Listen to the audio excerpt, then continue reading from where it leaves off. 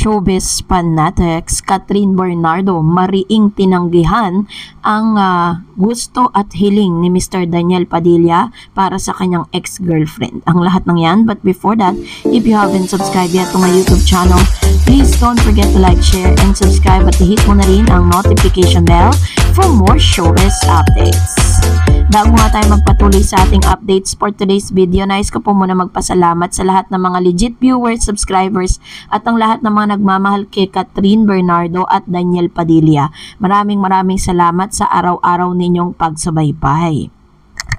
And for today's video, nagkalat nga po ngayon sa social media ang mga photos nitong si Miss Catherine Bernardo kung saan kasama niya na tumutoma, talagang kuhang-kuha sa picture kung paano po tinungga ni Miss Catherine Bernardo yung tequila na kanyang hawak. So, sa ganitong paraan kasi talaga binubuhos ni Catherine yung mga libreng oras niya. Syempre, para nga naman makalimot, 'di ba? Kahit na sabihin na natin na talagang medyo matagal-tagal na, almost 2 months na rin po sila or mas matagal pa kasi sabi nila talagang on the rock yung kanilang relationship last year 2022. Pero according po sa ilang mga source na si Catherine mismo ang nagsabi na imposible na raw na magkaroon ng second chance at magkabalikan. Kasi nga daw nagkakaroon na po ng sulian ng mga ari-arian. Nagkasulian at nagkabayaran na umano ng mga shares ang dating celebrity couple na sina Catherine Bernardo at Daniel Padilla. Isa raw ito sa mga senyales na imposible na talagang magkabalikan ang dating magjowa kahit pa gustong-gusto pa rin ni Daniel na mabigyan sila ng second chance. Dahil kung matatandaan po ninyo, lahat na ata ng pangnunuyo ay ginagawa ni Daniel ngayon para lang to win back Miss Catherine Bernardo. Kasi ganun talaga yun, na kapag nawala ang isang tao sa'yo, doon mo lang talaga marirealize yung worth nitong taong ito para sa'yo. So, ganun po yung nangyayari ngayon between Catherine Bernardo and Daniel Padilla. Kung makikita po ninyo, diba, sa lahat ng mga pagkakataon na magkasama sila, talagang dikit ng dikit si Mr. Daniel Padilla kay Catherine. Ito naman si Catherine, layo ng layo. Ang latest chika ay binabalik na raw ni Daniel ang mga bagay na dapat mapunta kay Catherine, kabilang narito ang mga shares ng actress sa mga negosyong pinagsosyohan nila. Sa talakayan ni Nanay Christy Permin sa latest episode ng Showbiz Now na nitong nagdaang Biyernes, January 19, sumentro ang kanilang usapan sa pagbebenta ni Daniel ng bahay at sasakyan. Naniniwala ang veteran showbiz columnist at radio TV host na mukhang hindi na nga magkakabalikan pa sina DJ at Kat. Ngayon, nagbebenta si Daniel ng mga property ibibigay kay Catherine kung totoong share sila at mayroong pagkakautang. Ibabalik niya yun yung mga pinuhunan nila ni Catherine, pahayag ni Nanay Christy. So wala talagang pag-asa. Nagkakabalikan na ng mga naipuhunan. Para naman sa co-host niyang si Romel Chica, malala na talaga to kahit kasi ang daming nagbabaeng lumalabas ang pangalan hindi pa tapos. Naku, nagsalita na yung Vietnamese, sabi niya na komento uli ni Nanay Christy. Ang tinutukoy niyang Vietnamese ay si Min Poo na nagpost sa mahabang litanya sa Instagram para pabulaanan ng chika na may relasyon sina Daniel at sa siya ang may kasalanan kaya naghiwalay ang Katniel. Matapos kumalat ang balita na naibenta na ang luxury car ni Daniel sa halagang 6.5 million, ay sinundan naman ito ng chika na for sale na rin ang bahay ng aktor na may presyong 50 million. Matatagpuan ang naturang house and lot sa Quezon City at nakatala ang pagbibenta nito sa real estate account ng Best Deal Property PH noong December 5, 2023. Nakasad sa post na 2-story ang bahay na may lot, area na 500 square meter, mayroon itong 6 na kwarto at 6 na banyo. So, ganun kalaki, no? Pero anyways, yun nga po yung ilan sa mga chika. Pero, katulad po ng sinabi ko sa inyo earlier, na wala pa naman talagang hindi pa po pwede nating mag-jump sa conclusion na binibenta niya po yan just to pay for his debt, no, para kay Catherine. Pero totoo yung mga balita na may mga negosyo sila na share talaga sila.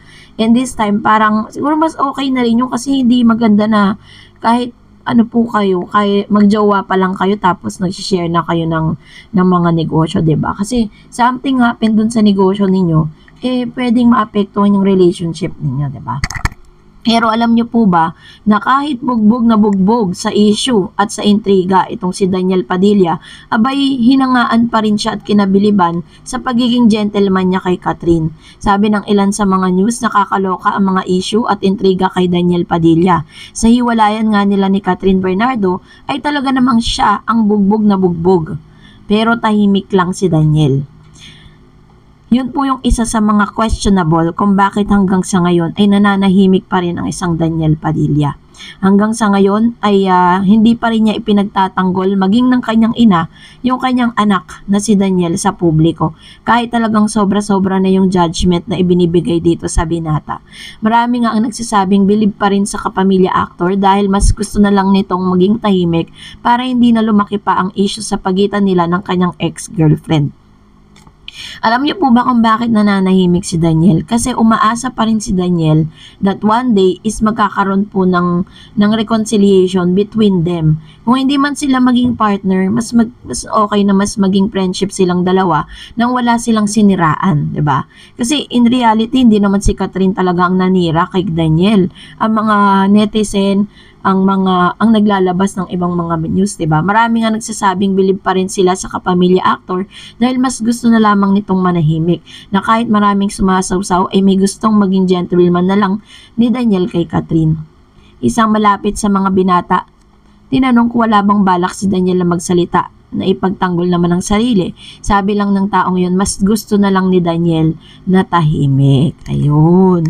So, dahil dyan, mag-react naman tayo sa ilan sa mga komento po ninyo patungkol naman sa update po natin, last update. Sabi ni Notirax, protective siya sa kapatid niya, pero ginawa niya kay Catherine na nakikipag-flirt siya sa iba't ibang babae. Ha ha ha, ayun. So, ito naman po yung kanyang reaksyon kasi totoo po yun, overprotective talaga siya sa mga kapatid niyang babae. Kasi syempre, alam niya ang likaw ng bituka ng mga lalaki, kaya talagang sobra yung kanyang pagpoprotect sa mga kapatid niya. And another comments coming from Leticia Pelizardo. Siyempre, pinoporma ni Dominic kapatid ni Daniel. Tapos kay Bea siya nakapokus. Ano, tropa ba? Tropa ba? Lokohan talagang hindi na sana kung tropa-tropa lang eh. Talo-talo, asar talo kay Daniel yan. Hindi inimbita. So what din, Daniel? Para inggitin ka, idol kita, Daniel. Ayun. So, totoo naman, di ba?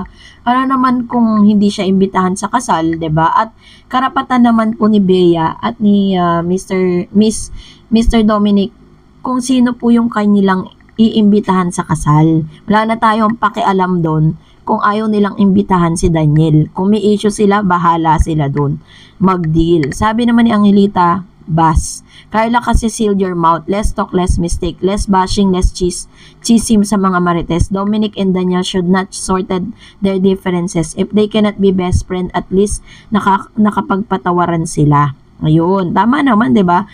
Hindi man sila maging dati kasi talagang sobrang close po si Dominic at Daniel, kaya nga tinawag silang Nguya Squad, diba? Kasi parang kahit saan sila pumupunta, kahit saan kumakain, ganun po yung kanilang ginagawa. Pero yun nga, dahil ang lahat ng bagay talaga ay may katapusan at ito yung isa sa mga bagay na talagang nakikita natin na nag-FO sila, friendship over silang dalawa at inamin naman ni Dominic yun sa publiko. Sabi ni Sharon Sebastian, well, everybody has the right to invite what he want. Dominic can say all he want to invite. If Dij is not invited, di naman siguro kasamaan sa side ni Dominic. Kasi ba't ka mag-i-invite ng sinaman kayo close? Na di naman kayo close in his party. Lahat naman tayo gusto maging masaya sa party. It should be filled by the positive people. True naman, 'di ba? Sabi ko nga sa inyo, wala tayong karapatan na diktahan sila kung ano yung gusto nilang mangyari sa buhay nila. Well, kung nagustuhan mo ang video na ito, huwag mo kalimutang mag-like, mag-share, at mag-subscribe, at i-follow mo na rin ang aking Facebook page, DarEdsTV. And also, I have my TikTok account, which is DarEdsTV. Pwede nyo rin po akong i-follow doon. Thank you for watching, guys. God bless everyone!